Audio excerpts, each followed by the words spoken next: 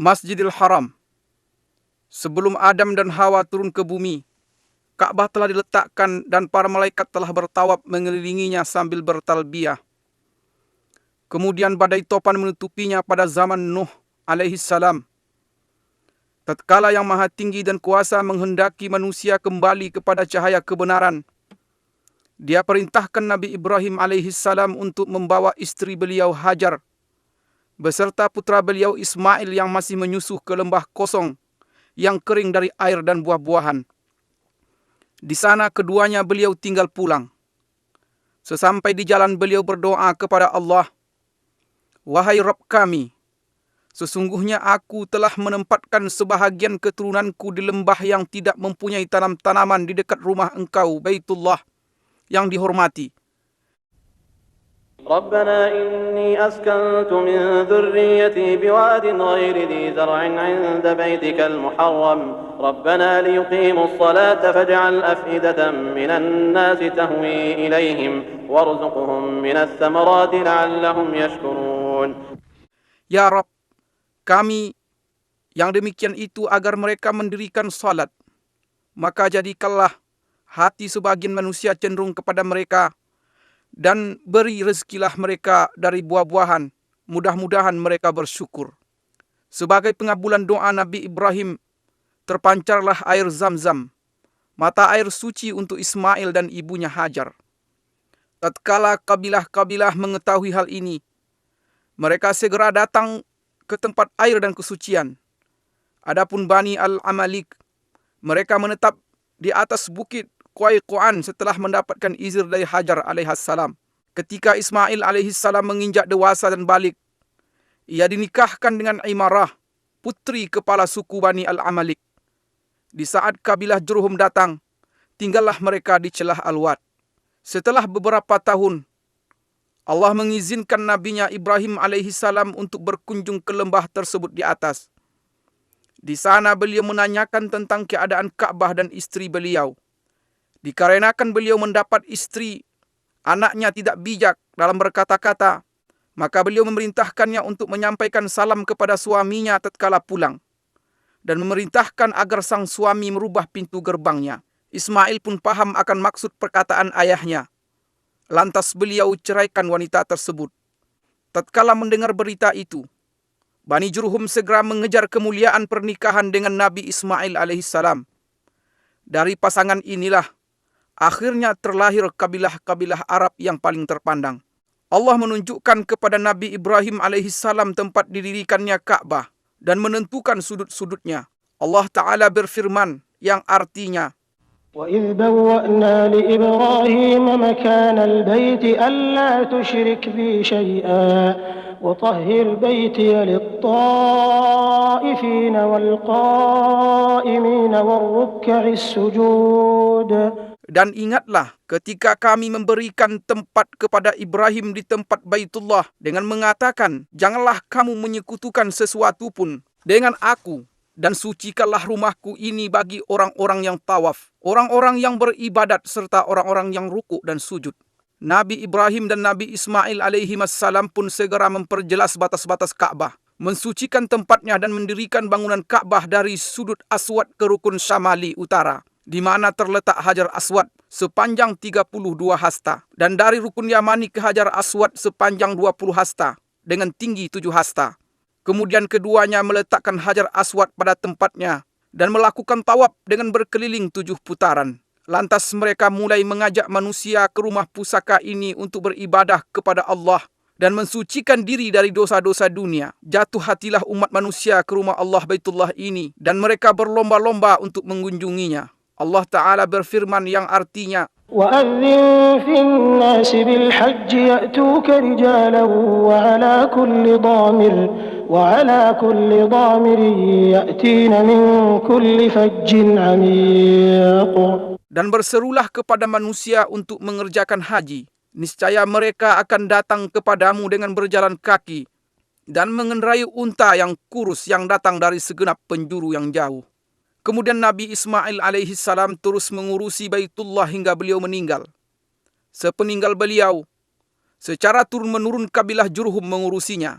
sampai banjir bandang menjebol bendungan Ma'arif di negeri Sabak pada abad ketiga Masehi, sehingga menghancurkannya dan memaksa kabilah Asad dan Khuza'ah untuk hijrah ke arah utara.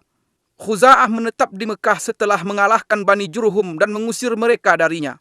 Lantas Amr bin Luhai merubah agama Allah yang lurus dan menggantikannya dengan penyembahan patung dan berhala, serta mewajibkan orang-orang yang haji berkorban untuknya. Jadilah tawaf di Baitullah sekedar muka dan tasdiyah, yaitu tepuk tangan dan siulan. Keadaan ini terus berjalan sampai kedatangan Qusay bin Kilab bin Murrah, yang termasuk keturunan Nabi Ismail alaihissalam pada pertengahan abad ke-5 Masehi. Maka kepemimpinan dan pengurusan Mekah pun diserahkan kepadanya.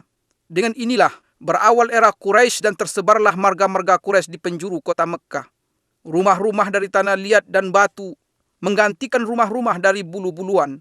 Qusay membuat batasan seluas lingkaran tawaf yang kita kenal sekarang, mendirikan Darun Nadwa dan mengizinkan orang-orang untuk mendirikan bangunan di sekelilingnya. Memberi minuman jamaah haji adalah suatu derajat tinggi dan kemuliaan yang pada saat yang sama merupakan sebuah pekerjaan yang berat dan memakan biaya. Karena sulitnya air di tanah Mekah dan karena Zamzam belum lagi ditemukan setelah ditutup oleh Jurhum. Seiring dengan semakin banyaknya jemaah haji dan semakin bergairahnya roda perekonomian, masalah kurangnya air menjadi perhatian utama setiap orang yang memerintah Mekah setelah Qusay. Abdul Muttalib berpikir tentang sumur Zamzam yang banyak diriwayatkan dalam berbagai berita. Ia terus berusaha mencari tempatnya sampai ia melihat dalam mimpinya orang yang memanggil, menunjukkan tempatnya dan memerintahkan penggaliannya. Maka Allah tunjukkan posisi sumur. Dan bersamaan dengan hal ini banyak kafilah haji dan dagang yang bersegera mendatanginya. Sehingga Mekah pun menjadi Ummul Qura, artinya induk desa-desa dan pusat perdagangan yang tak tertandingi. Mekah menjadi titik temu jalur perdagangan antara Yaman dan Habsyah, Ethiopia dan sekitarnya di sebelah selatan, Persia dan Romawi di sebelah utara, India di sebelah timur, Mesir dan Afrika di sebelah barat. Mekah seolah-olah bersiap diri untuk menyambut Nabi yang paling mulia dan misi terakhir para Nabi. Rasul pilihan sallallahu alaihi wasallam lahir pada tahun Gajah 571 Masehi. Beliau tumbuh dan besar di tanah Mekah di sekitar Baitullah. Masyarakat mengenal beliau dan beliau mengenal mereka. Mereka menaruh kepercayaan terhadap beliau dan berlomba-lomba untuk merebut hati, persahabatan dan kedekatan dengan beliau. Kemudian beliau menikahi Ummul Mukminin Khadijah radhiyallahu anha. Selang beberapa tahun, mulailah perjalanan risalah dan tauhid di depan Gua Hira. Lahirlah umat Islam dan turunlah wahyu. Dengan nama Allah yang Maha Pengasih lagi Maha Penyayang.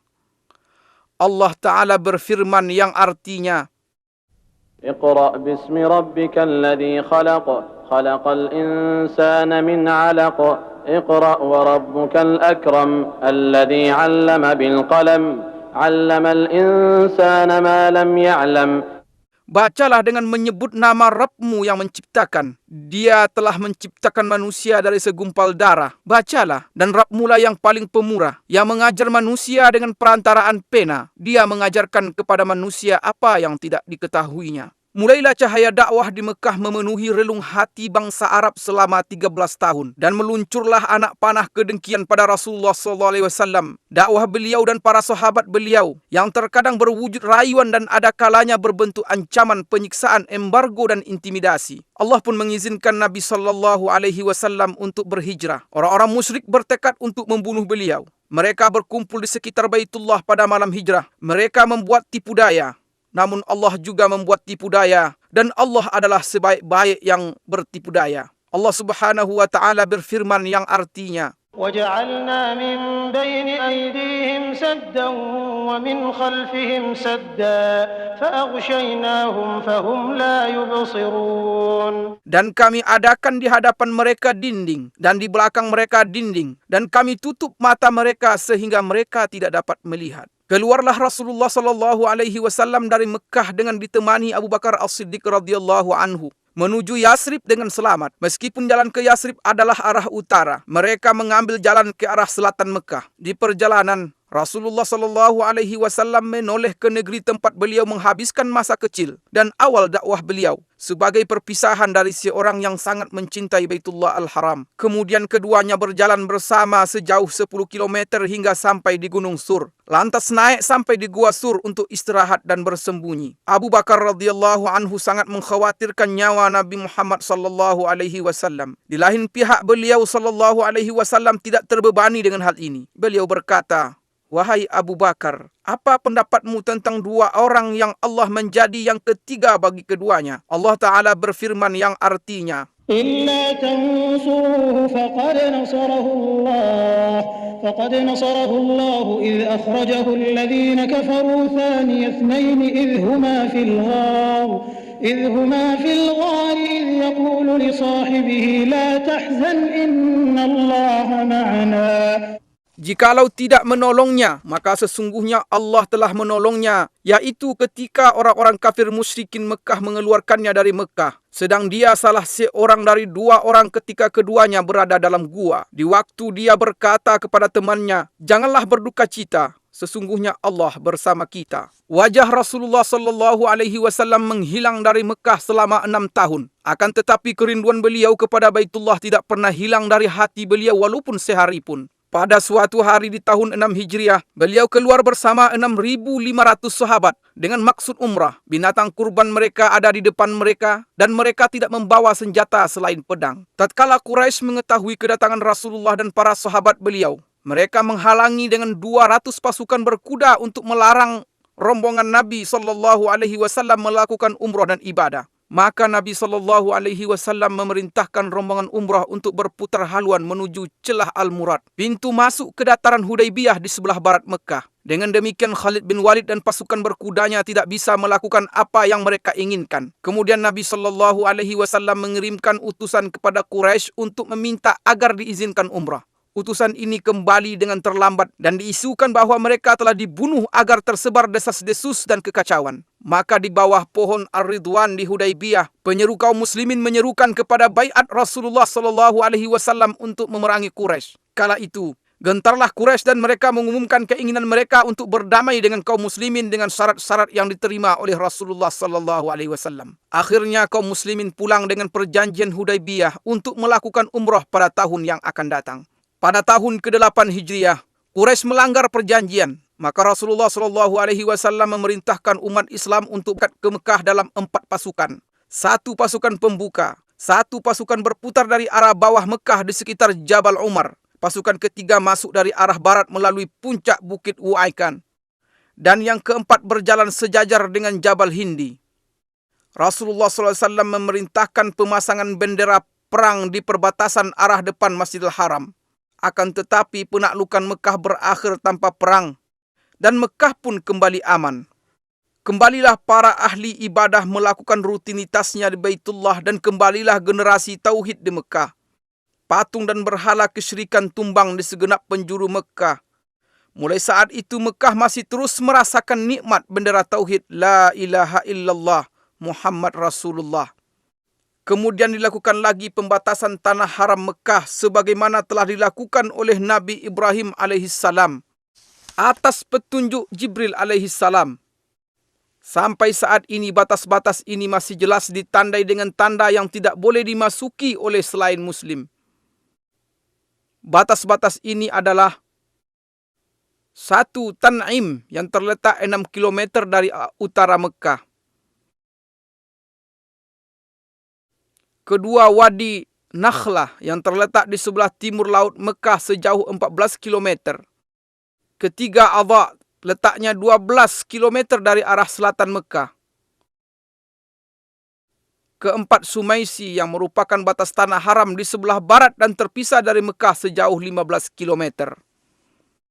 Di dalam Al-Quranul Karim, Mekah Al-Mukarramah disebut di beberapa ayat dengan nama yang berbeda-beda. Di antara nama-nama ini adalah 1. Al-Baladul Haram, artinya tanah haram. Allah Subhanahu wa Ta'ala berfirman yang artinya, "Aku hanya diperintahkan untuk menyembah Rabb negeri ini, yang telah menjadikannya haram dan kepunyaannya lah segala sesuatu." 2. Ummul Qura, artinya induk desa-desa. Allah Subhanahu wa taala berfirman yang artinya, dan ini Al-Quran adalah kitab yang telah kami turunkan yang diberkahi, membenarkan kitab-kitab yang diturunkan sebelumnya, dan agar kamu memberi peringatan kepada penduduk Ummul Qura. Yang ketiga, Al-Baladul Amin, artinya kota yang aman. Allah Subhanahu wa taala berfirman yang artinya, demi buah tin dan buah zaitun, dan demi bukit Sinai, dan demi bukit Sinai, dan demi kota Mekah ini yang aman. Yang keempat, Ma'ad, artinya tempat kembali. Allah Subhanahu wa taala berfirman yang artinya, sesungguhnya yang mewajibkan atasmu melaksanakan hukum-hukum Al-Quran benar-benar akan mengembalikan kamu ke tempat kembali. Yang kelima, Mekah.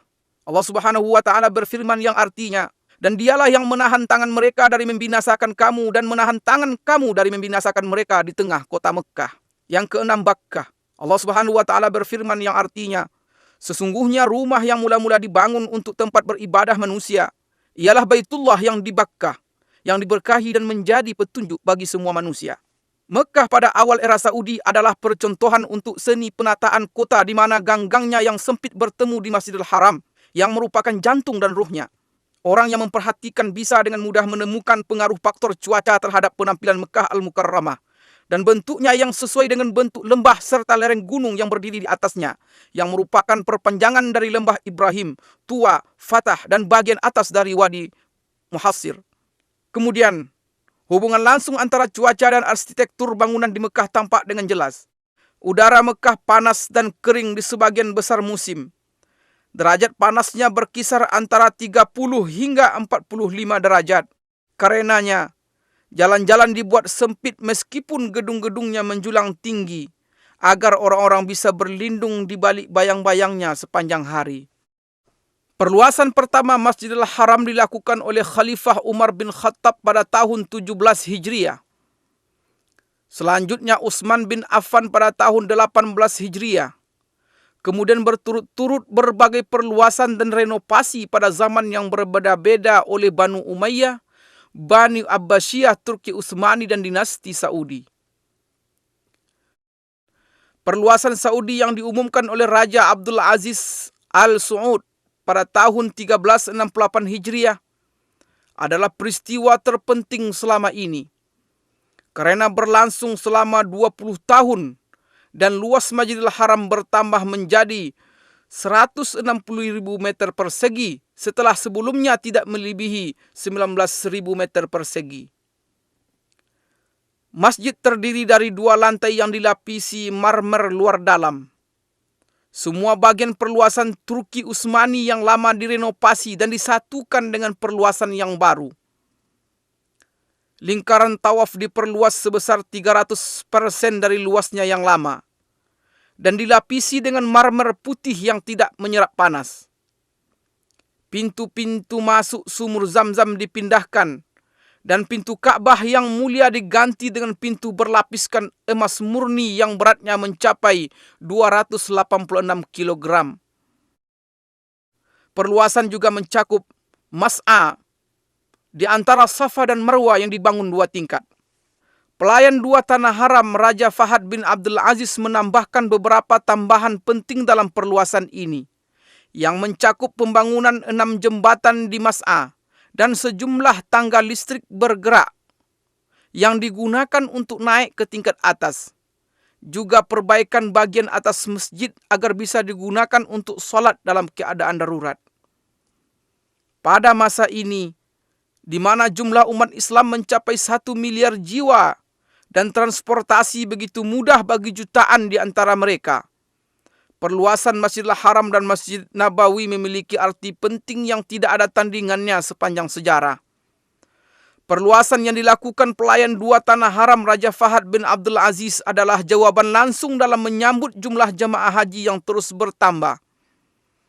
Maka pada tanggal 2 Safar 1409 Hijriah, pelayan 2 tanah haram meletakkan batu pertama proyek perluasan Masjidil Haram di Mekah Al-Mukarramah dengan anggaran sebesar 6,8 miliar rial Saudi dan mencakup halaman Suq Saghir, yaitu pasar kecil di sebelah barat masjid. Desainnya dibuat melengkapi masjid yang sekarang dari segi eksterior dan bentuk arsitektur secara umum. Bangunan perluasan ini meliputi 1 pintu gerbang utama, 14 pintu kecil ditambah pintu-pintu masuk yang ada sekarang. Juga 2 buah menara setinggi 180 meter yang desainnya menyerupai 7 menara yang lain. Ditambah lagi pembangunan 2 bangunan untuk eskalator, 1 di arah selatan dan 1 lagi di utara, untuk memudahkan jemaah haji dan jemaah solat. Halaman yang mengelilingi Masjidil Haram disiapkan sedemikian rupa dan berlantaikan marmer putih yang memantulkan panas. Dengan demikian Masjidil Haram bisa memuat hampir 1 juta orang. Pemandangan Masjidil Haram pada 10 hari terakhir bulan Ramadan tidak tertandingi oleh pemandangan sepanjang tahun. Karena pada saat itu ada salat tarawih dan tahajud, di mana tangan-tangan menengadah dengan khusyuk. Hati-hati yang penuh harap dan air mata yang tertumpahkan, semua mengharap ampunan Tuhan. Allah Subhanahu wa Ta'ala berfirman yang artinya, dan siapa lagi yang mengampuni dosa selain Allah?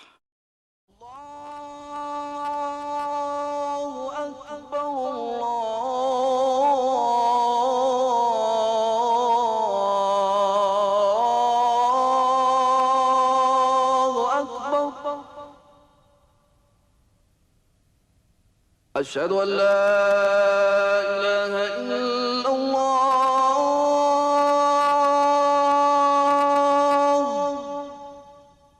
Masjidil Aqsa. Sejarah tempat ini adalah cerita bersambung 5.000 tahun sejak ditinggali oleh kaum Yabus. Kemudian penduduk keturunan Kan'an yang berdarah Arab turun-temurun menempatinya dan menjadi bagian yang tak terpisahkan dari tanah ini. Di sini mereka menemukan ketenangan dan keamanan. Mereka pun menganugerahi tempat ini peradaban dan seni. Dan tempat ini membalas dengan aliran kebaikan dan barakah seolah-olah seperti pohon zaitun yang merupakan simbol cinta dan anugerah. Sepanjang masa ini, kota ini telah mengalami lebih dari 25 peperangan yang semuanya bisa dilewati. Dan kota ini beserta penduduknya yang baik tetap bertahan dan menjadi simbol sejarah serta peradaban manusia. Kota ini berbeda dari kota-kota yang lain. Disinilah jembatan yang menghubungkan bumi dengan langit pada malam Isra dan Mi'rajnya. Disinilah sungai yang mengalir dari kesucian dan cahaya terang di hati para pencinta yang menjatuhkan bayangannya di atas bebatuan, tempat tinggal dan nama-nama. Dan sejak malam itu, yaitu malam Isra dan Mi'raj, kota ini menjadi kiblat pertama kaum muslimin. Mereka menghadap ke arahnya dengan hati mereka sebelum melihatnya dengan mata. Ia telah menetap di sanubari umat Islam sebelum mereka tinggal di dalamnya. Maka bangkitlah suatu kerinduan untuk selalu bersama. Di sini dan dari Gunung Al-Mukabbir di tahun 636 Masehi, Khalifah Umar bin Khattab melontarkan takbir bersejarahnya, di mana terlihat oleh beliau bahwa kunci kota suci ini diserahkan dan manusia seluruhnya menerima isi surat perjanjian Umar. Sejarah masih terus teruji dengan panasnya rangkaian peristiwa, dan kota suci ini pada masa Islam mengalami puncak kemajuannya dalam peradaban dan peran kemanusiaan. Bagaimana tidak? Sedangkan penakluknya yang pertama, Nabi Muhammad SAW bersabda, "Satu golongan dari umatku akan terus berada di atas kebenaran. Mereka menang dan unggul atas musuh-musuh mereka. Orang yang menyelisihi mereka tidak membahayakan mereka. Tidak pula kesusahan menimpa mereka sampai datang kepada mereka perkara Allah," artinya kematian. Sedangkan mereka dalam keadaan seperti itu. Para sahabat bertanya, "Di manakah mereka wahai Rasulullah?" Beliau menjawab, "Di Baitul Maqdis dan sekitarnya."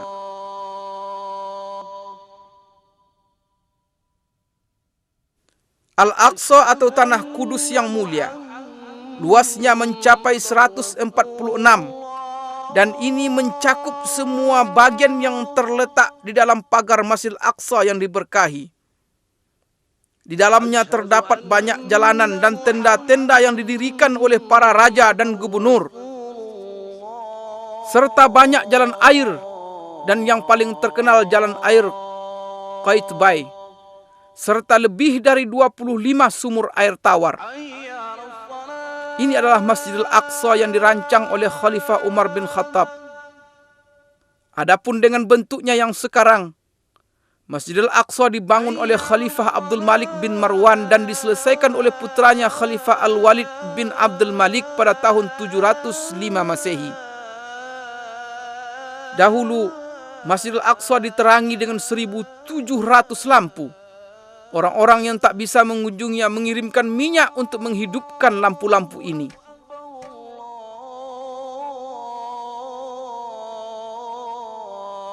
Di tempat ini terdapat kubah-kubah indah yang mendunia, yaitu Masjid Qubbatus Sakhra yang disepakati oleh semua ahli sejarah sebagai bangunan paling indah di atas muka bumi. Pembangunannya diawasi oleh dua insinyur Palestina, Raja bin Haya dari Baisan dan Yazid bin Salam dari Al-Qudus, Yerusalem pada tahun 691 Masehi di masa pemerintahan Khalifah Abdul Malik bin Marwan. Dan tangan-tangan terampil telah mengukir surat Yasin yang merupakan jantung Al-Quran di jantung Palestina yang terus berdetak dengan tauhid sepanjang zaman.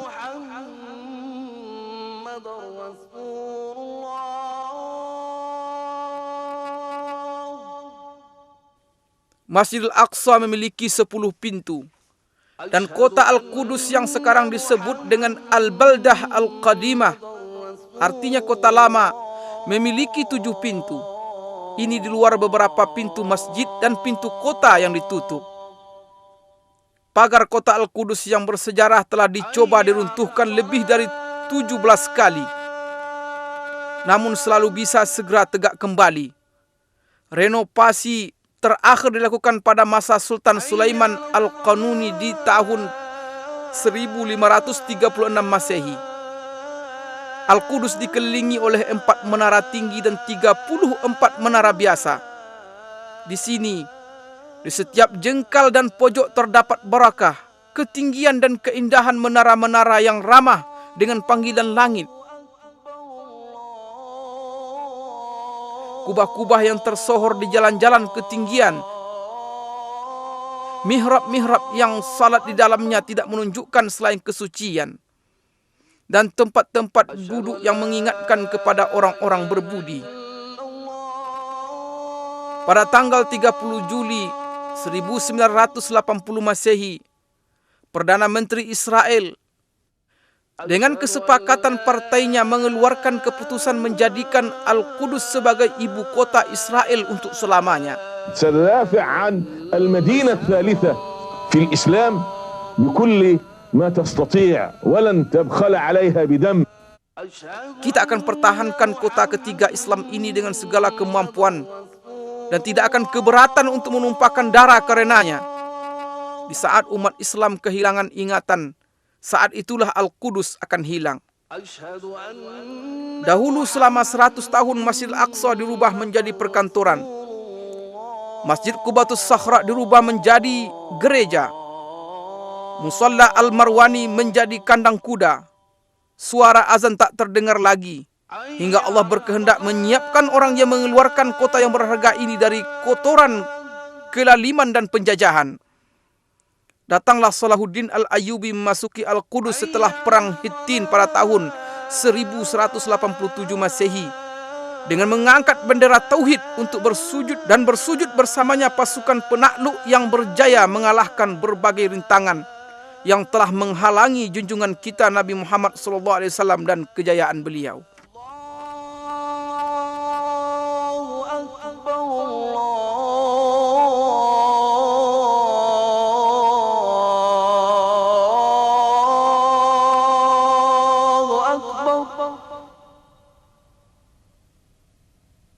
أشهد أن لا إله إلا الله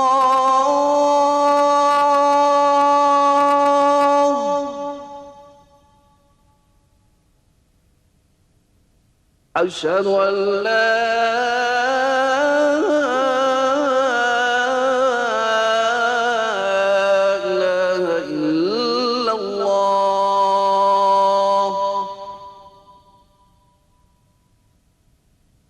أشهد أن محمد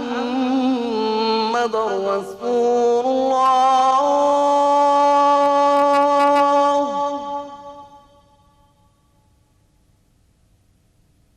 أشهد أن محمد رسول الله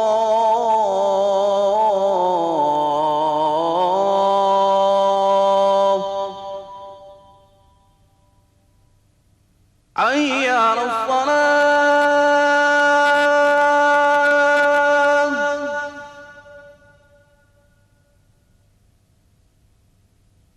حي على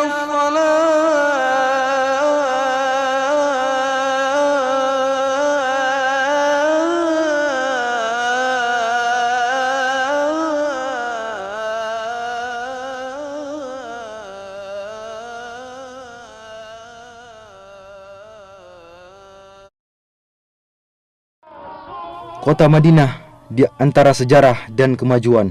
Selamat datang di kota Madinah Munawwarah, tempat kembalinya keimanan dan tempat tinggal Rasulullah sallallahu alaihi wasallam. Selamat datang di kota Madinah bersama kilauan perkembangan dan kemajuan yang ada di dalamnya. Kita akan membaca perjalanan sejarah kota Madinah dimulai dari zaman dahulu kala sampai zaman yang terang yang menyinari dunia. Nun jauh di sana, di masa generasi keempat dari keturunan Rasulullah Nuh alaihi salam, sebuah gerombolan dari negeri Babil keluar untuk mencari tempat pemukiman baru, yang pada akhirnya mereka mendapatkan sebuah lahan subur yang terlindung oleh gunung-gunung dan bebatuan gunung berapi yang ada di sekitarnya. Kemudian mereka menetap di tempat itu. Kemudian mereka membangun sebuah perkampungan kecil yang dinamakan dengan nama pemimpin mereka, Yathrib. Maka berkembanglah Yathrib.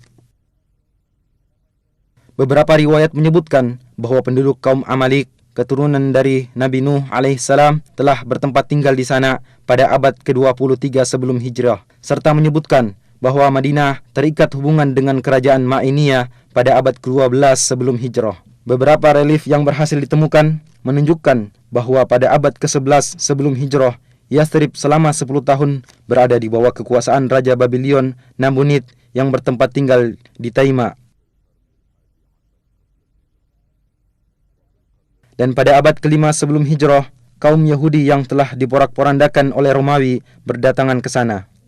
Dan pada abad ke-3 sebelum hijrah, suku Aus dan Khazraj pada berdatangan dari Yaman dan juga ikut menetap di Yathrib. Dan sepanjang abad yang lalu, berdatangan pula beberapa suku yang berdekatan, baik dengan berombongan ataupun secara perorangan.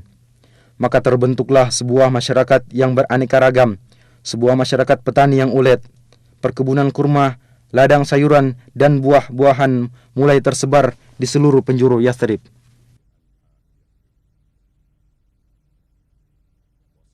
Sehingga kafilah-kafilah dagang yang berpindah-pindah antara negeri Syam dan Yaman singgah di sana untuk membekali diri dengan airnya yang jernih dan kurmanya yang istimewa, serta untuk melakukan tukar-menukar barang dagangan dengan penduduknya. Dan pada tahun 120 sebelum hijrah terjadi sebuah peperangan antara suku Aus dan Khazraj yang semua itu tidak lepas dari muslihat dan tipu daya kaum Yahudi. Peperangan yang terjadi berkali-kali yang dikobarkan oleh rasa iri dan dendam menjadikan kehidupan menjadi kacau dan menyebabkan kebanyakan orang merasa jemu dengan keadaan yang ada, sehingga mereka dengan penuh rasa sabar menunggu terjadinya sebuah perubahan. Benih jalan keluar dan perubahan mulai muncul pada tahun ketiga sebelum hijrah, ketika pada musim haji beberapa orang dari suku Khazraj bertemu dengan Rasulullah sallallahu alaihi wasallam. Kemudian beliau sallallahu alaihi wasallam mendakwai mereka untuk memeluk agama Islam dan membacakan beberapa ayat-ayat Al-Qur'an kepada mereka. Akhirnya sebagian mereka mengatakan kepada sebagian yang lainnya, "Wahai kaumku, ketahuilah demi Allah, sungguh dia adalah nabi yang dijanjikan oleh orang-orang Yahudi dan jangan sampai mereka mendahului kalian kepadanya." Kemudian mereka berkata kepada Rasulullah sallallahu alaihi wasallam, "Kami tinggalkan kaum kami dan di antara mereka sedang terjadi permusuhan dan perpecahan yang sangat dahsyat. Mudah-mudahan Allah Subhanahu wa taala denganmu mempersatukan mereka." Kemudian mereka kembali ke kota Yathrib dalam keadaan beriman. Pada tahun berikutnya, 10 orang dari suku Khazraj dan 2 orang dari suku Aus berjumpa dengan Rasulullah sallallahu alaihi wasallam. Kemudian mereka menyatakan keislaman dan membaiat Rasulullah baiat Aqabah pertama. Rasulullah sallallahu alaihi wasallam mengutus Mus'ab ibnu Umair bersama mereka untuk mendakwai penduduk Yathrib baik di rumah-rumah mereka atau di perkebunan untuk memeluk agama Islam. Dan akhirnya berkat usahanya sebagian mereka mendapatkan hidayah, di antaranya sebagian pemimpin suku Aus dan Khazraj. Pada musim haji berikutnya 70 orang berangkat menemui Rasulullah sallallahu alaihi wasallam untuk membaiat beliau pada baiat Aqabah kedua. Mereka mengajak Rasulullah sallallahu alaihi wasallam dan para sahabatnya untuk berhijrah dari Mekkah ke Madinah untuk bersama-sama membangun masyarakat Islam pertama. Kemudian kaum muslimin mulai berhijrah menuju kota Madinah. Berikutnya Rasulullah sallallahu alaihi wasallam dan sahabatnya Abu Bakar As-Siddiq berangkat berhijrah, yang mana beliau bagaikan bulan purnama yang datang menerangi kota Madinah.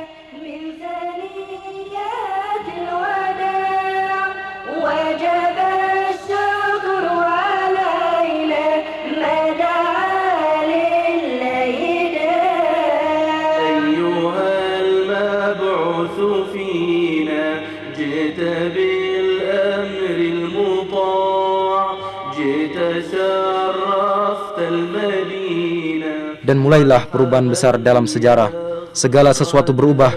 Namanya berubah dari Yathrib menjadi Madinah. Di samping itu, dia juga masih memiliki nama-nama lain yang menunjukkan akan kedudukannya yang agung, seperti Thayyibah, Tobah, dan Ad-Dar. Keyakinan manusia berubah dari pengagungan terhadap berhala menjadi Islam. Masjid Nabawi menjadi pusat bimbingan dan pemerintahan. Pasukan-pasukan perang dikirim untuk memberantas kesyirikan dan menegakkan kalimat tauhid.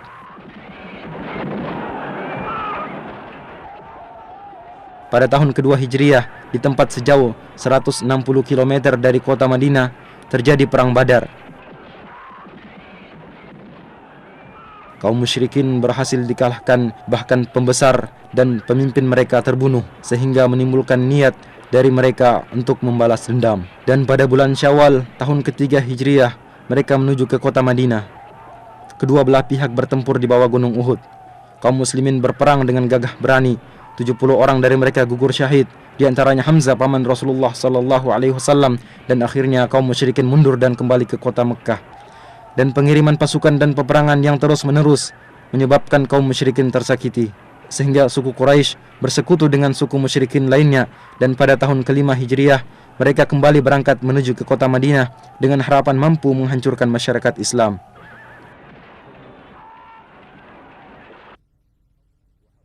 Kaum muslimin menggali parit dan membentengi kota Madinah. Akhirnya kaum musyrikin mengepung mereka dari belakang parit dan mereka berusaha berkali-kali untuk menerjang. Akan tetapi kaum muslimin berhasil memukul mundur mereka. Mereka dihinakan oleh Allah subhanahu wa ta'ala, dan Allah mengirimkan angin topan yang menyambar-nyambar. Akhirnya mereka mundur dan kembali dengan kekalahan.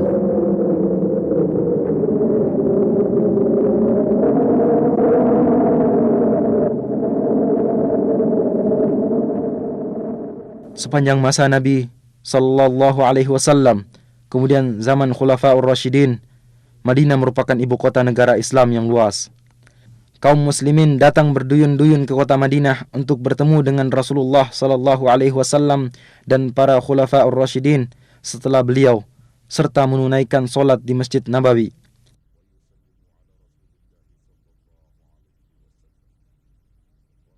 Bersamaan dengan bertambahnya masyarakat Islam, maka dirasakan perlunya perluasan Masjid Nabawi. Pada tahun ke-7 Hijriah, Rasulullah sallallahu alaihi wasallam melakukan perluasan masjid untuk pertama kalinya. Kemudian pada tahun ke-17 Hijriah, Khalifah Umar ibn Khattab melakukan perluasan dengan merenovasi bangunan seperti bentuknya semula.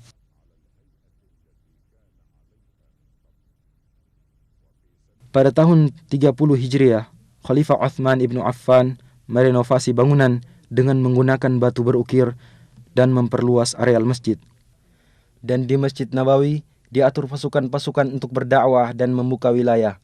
Maka agama Allah menyebar di segenap penjuru Jazirah Arab dan di Syam, Irak, Mesir, serta bagian utara benua Afrika.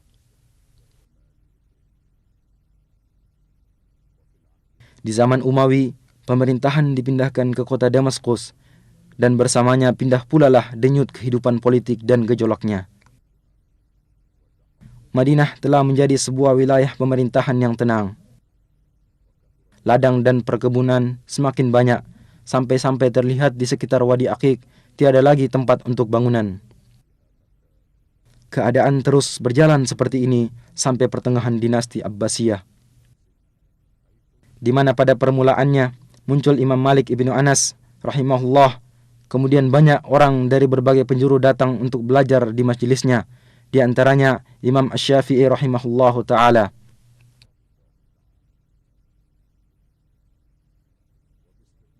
Dengan pengecualian fitnah dan gejolak yang terjadi pada abad pertama dan kedua, Madinah adalah sebuah kota yang tentram dan penuh dengan nuansa ilmu.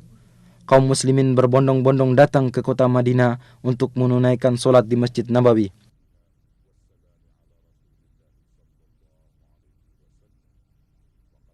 Khalifah Al-Mahdi memerintahkan agar diadakan perluasan Masjid Nabawi dan mempertahankan bangunan lama. Dan pada abad ketiga Hijriah, mulailah muncul kemerosotan dalam berbagai aspek kehidupan, di mana bangunan-bangunan berkurang, istana-istana yang terletak di Aqiq mulai ditinggalkan, dan keamanan menjadi kacau. Sering terjadi perampasan terhadap kafilah-kafilah dagang. Kota Madinah menyusut hingga terbatas dalam pagar kota yang dibangun pertama kali pada tahun 263 Hijriah. Beberapa kali pagar kota dibangun dan diperluas hingga mencakup perluasan kota yang masih sangat terbatas. Demikianlah keadaan kota Madinah yang mengalami masa pasang surutnya hingga abad ke-10 Hijriah. Pada tahun 578 Hijriah, di saat perang salib sedang berkecamuk, salah seorang pemimpin salib yang bernama Arnaud mengirimkan sebuah pasukan dengan menggunakan kapal. Mereka bersembunyi-sembunyi menuju ke Laut Merah, kemudian mendarat di Yambo, kemudian menuju ke kota Madinah. Maka pasukan Salahuddin Al-Ayyubi rahimahullah mengejar mereka dan akhirnya berhasil menghadang mereka dalam jarak perjalanan 1 malam dari kota Madinah. Sebagian besar dari mereka berhasil dibunuh dan yang lainnya ditawan, dan Allah masih tetap menjaga kota Madinah dari kejahatan mereka.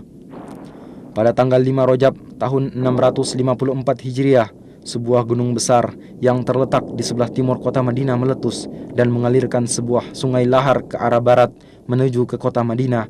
Lalu dengan takdir Allah Ta'ala menyimpang ke arah utara. Gunung tersebut terus memuntahkan laharnya sekitar 3 bulan lamanya.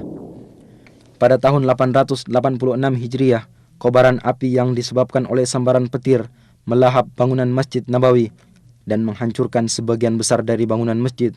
Akan tetapi kamar Nabi selamat dari lalapan api. Kemudian atas dana dari Sultan Qutbai, bangunan Masjid Nabawi dikembalikan lagi. Sebagaimana juga dibangun beberapa sekolahan dan tempat-tempat belajar mengaji yang mengumpulkan ulama, para penuntut ilmu, dan orang-orang yang tinggal berdekatan. Pada abad ke-10 Hijriah, kota Madinah mulai dikuasai oleh dinasti Utsmani yang berlangsung selama 4 abad. Yang di sela-selanya, kota Madinah menyaksikan berbagai kejadian yang bermacam-macam, di antaranya yang paling besar, pembaharuan pagar kota dan dibangunnya sebuah benteng yang kokoh lagi luas, dan ditugaskannya beberapa satuan pasukan guna menjaga keamanan. Dan sungguh penduduk Madinah telah mendapatkan manfaat dari hal tersebut. Keamanan terjaga, perampokan kafilah dagang menjadi berkurang. Kemudian mulailah kepemimpinan melemah dan terjadi perebutan kekuasaan antara panglima pemerintahan. Akibatnya keamanan menjadi kacau, perampokan kafilah-kafilah dagang kembali terjadi, bahkan sampai terjadi di perbatasan kota Madinah. Di dalam kota Madinah sendiri terjadi kekacauan dan perpecahan, walau akhirnya berhasil diselesaikan. Pada tahun 1220 Hijriah, penduduk Madinah memberikan baiatnya kepada para da'i-da'i pembawa perbaikan dan bergabung dengan kerajaan Saudi pertama, dan selama 6 tahun mereka hidup penuh dengan rasa aman dan tentram. Kemudian Tulun Basha bin Muhammad Ali Basha berhasil merebut kota Madinah yang kemudian mengembalikannya lagi kepada kerajaan Utsmaniyah. Lalu pada tahun 1265 Hijriah dimulailah pembaharuan dan perluasan bangunan Masjid Nabawi yang menelan waktu 12 tahun, dan akhirnya muncullah sebuah bangunan baru yang indah dan unik.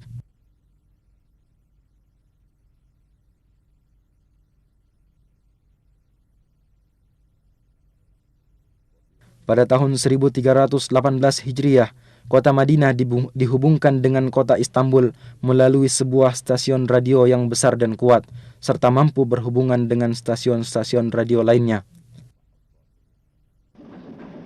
Dan pada tahun 1326 Hijriah, selesai dibangun jalur rel kereta api yang membentang dari kota Damaskus sampai ke kota Madinah, sehingga mengakibatkan terjadinya perubahan besar dalam kehidupan ekonomi, sosial, dan pembangunan. Jumlah penduduk meningkat dari 10.000 menjadi 80.000, kegiatan dagang berkembang pesat, dan kekayaan melimpah.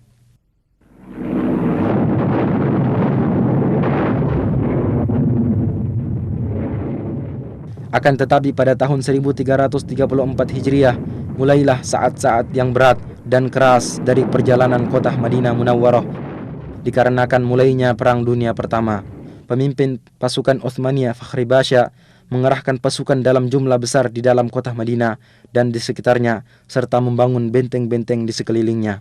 Pasukan Asy-Syarif Hussein beserta sekutunya mengadakan perlawanan guna menguasai kota Madinah dan membujuk penduduk Madinah untuk keluar dari Madinah, dan sebagian besar dari yang tersisa dipaksa untuk berhijrah, sehingga rumah-rumah dan perkampungan menjadi kosong dari penghuninya.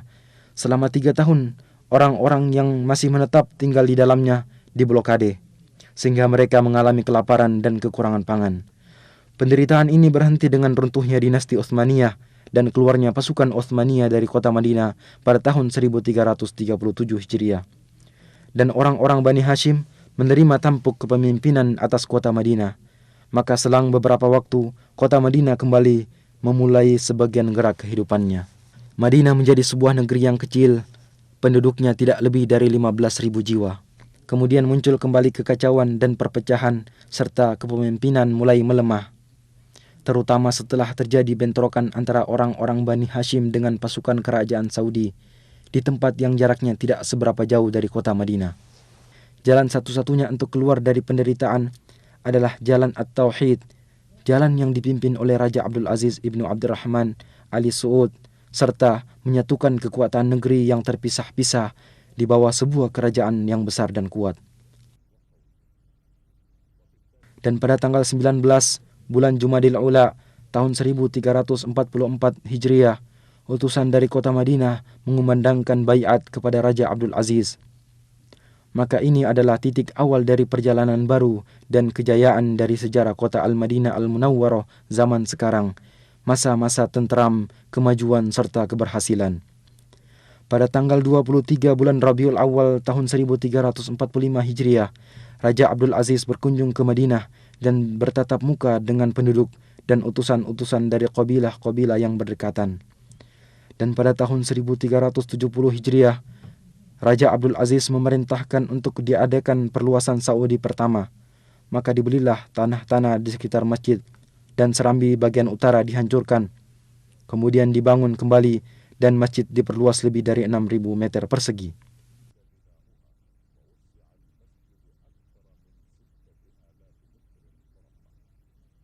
Maka tampillah sebuah bangunan baru lagi indah yang serambinya menampung ribuan jamaah solat.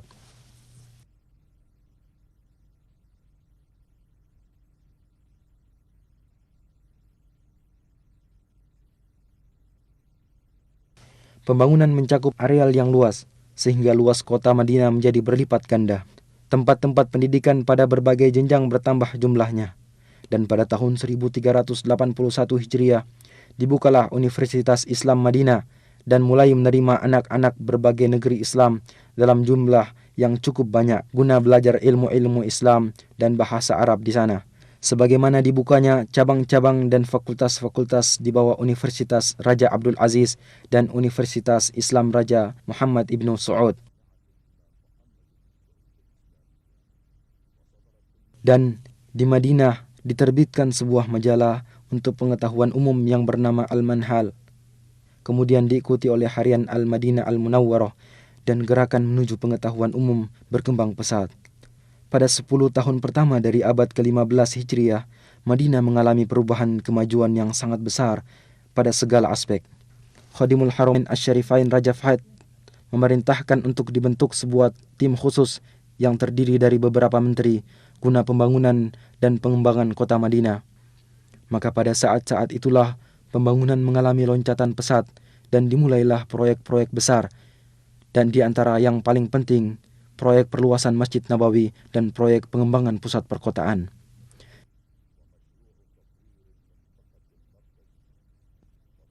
Dan pada tanggal 15 bulan Safar tahun 1405 Hijriah, Khadimul Haramain Asy-Syarifain meletakkan batu pertama untuk proyek tersebut, maka dimulailah pekerjaan pembangunan besar ini. Satu daerah pemukiman penduduk yang berada di sekitar masjid dibebaskan dan para pemilik gedung-gedung diberikan uang ganti rugi dengan penuh, bangunan-bangunannya dimusnahkan. Lalu mulailah penggalian pondasi yang dalam dan pemancangan tiang-tiang besar, yang akhirnya sedikit demi sedikit pembangunan masjid ini dapat diselesaikan. Selama 9 tahun, pekerjaan berjalan siang dan malam, tanpa harus mengganggu pelaksanaan ibadah solat di Masjid Nabawi tersebut.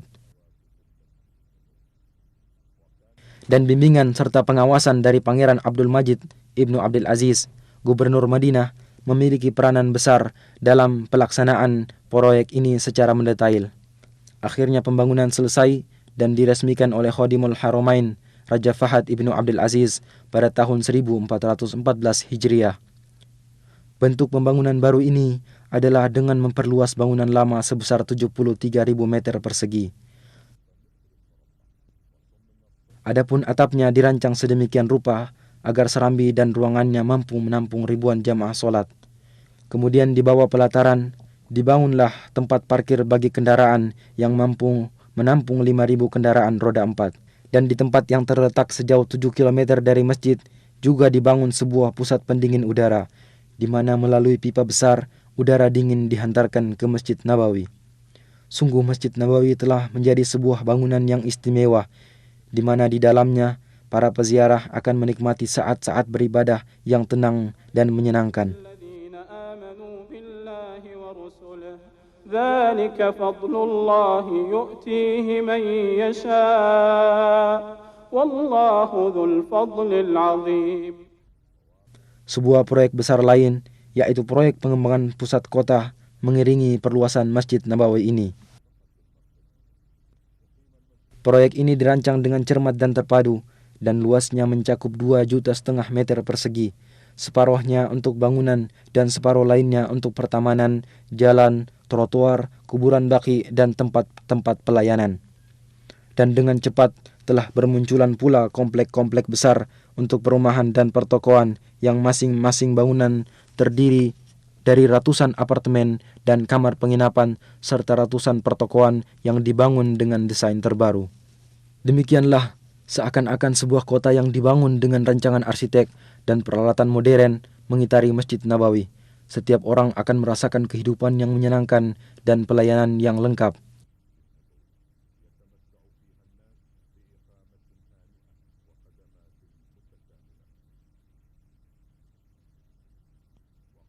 Di samping itu, masih ada proyek lain, yaitu proyek pembangunan dan perluasan masjid-masjid bersejarah, dan yang paling pertama adalah masjid pertama kali dibangun dalam sejarah Islam, yaitu Masjid Quba. Maka Masjid Quba dihancurkan, kemudian dibangun bangunan Masjid Quba yang baru dengan tetap mempertahankan arsitekturnya yang asli. Luasnya ditambah dengan luas halaman luar mencapai 13.500 meter persegi. Daerah sekitarnya diatur sedemikian rupa sehingga dalam bentuknya yang baru, Masjid Quba menampakkan ciri khasnya tersendiri.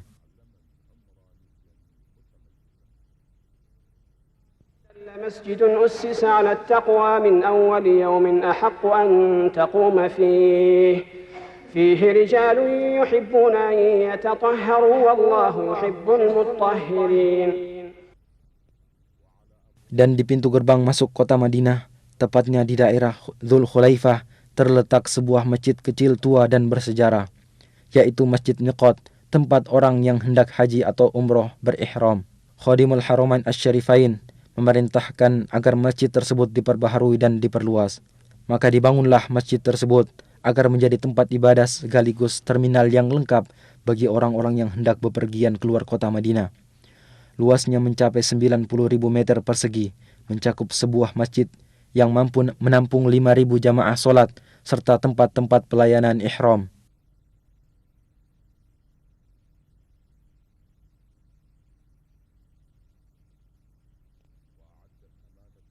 Dinas Tata Kota Madinah membuat perencanaan kota yang membagi kota atas 3 lapis lingkaran. Pada setiap perkampungan dibangun taman-taman agar Madinah tetap subur dan hijau. Keanggunan model yang melengkapi keagungan isi akan semakin menampakkan norma-norma keimanan yang diemban oleh kota ini sepanjang sejarah. Sementara itu, orang yang bertempat tinggal di dalamnya atau berziarah ke sana akan mendapatkan manisnya iman, tempat tinggal yang tenteram, serta ketenangan jiwa. Dan di antara tanda-tanda kemajuan yang menunjukkan akan ciri khas kepribadian sejarah serta norma-norma keimanan Madinah Munawwarah, percetakan kitab suci Al-Quran, markaz ilmu, dan percetakan terbesar di dunia yang dikhususkan untuk pelayanan Al-Quranul Karim. Tergabung di dalam percetakan ini sejumlah ulama, cendekiawan, dan ahli qiraat, yaitu ahli baca Al-Quran yang bertugas mengoreksi penulisan kitab Allah, Al-Quranul Karim. Sementara itu, percetakan dilengkapi dengan alat-alat cetak termodern dan bertugas mencetak kitab suci Al-Quran beserta terjemahannya dalam berbagai bahasa umat Islam. Percetakan juga menyiapkan studio khusus untuk rekaman serta kaset dan piringan hitam untuk merekam bacaan Al-Quran. Percetakan ini sampai sekarang telah mempersembahkan lebih dari 130 juta mushaf Al-Quran beserta terjemahannya dalam berbagai ukuran. Sebagaimana telah mempersembahkan berjuta-juta kaset rekaman bacaan Al-Quran yang berbeda-beda serta membagikannya ke segala penjuru dunia dalam rangka mengemban misi pertama Islam yang dibawa oleh Al-Madinah Al-Munawwarah pada zaman Nabi, serta agar mengingatkan kita akan tugas agung yang diemban oleh sahabat di zaman Abu Bakar As-Siddiq, kemudian Uthman ibn Affan radhiyallahu anhuma, yaitu pengumpulan Al-Quran Karim serta penyatuan naskah dan penulisannya serta membagikannya kepada masyarakat Islam waktu itu.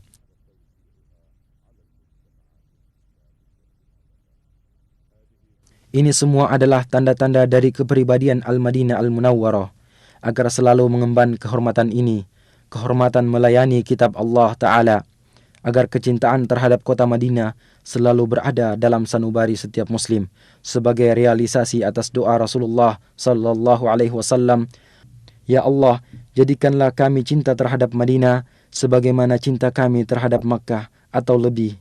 Ya Allah, berikanlah keberkahan pada kota Madinah kami, dan semoga Allah selalu melimpahkan salawat dan salamnya atas Nabi Muhammad, keluarga, dan sahabat-sahabatnya."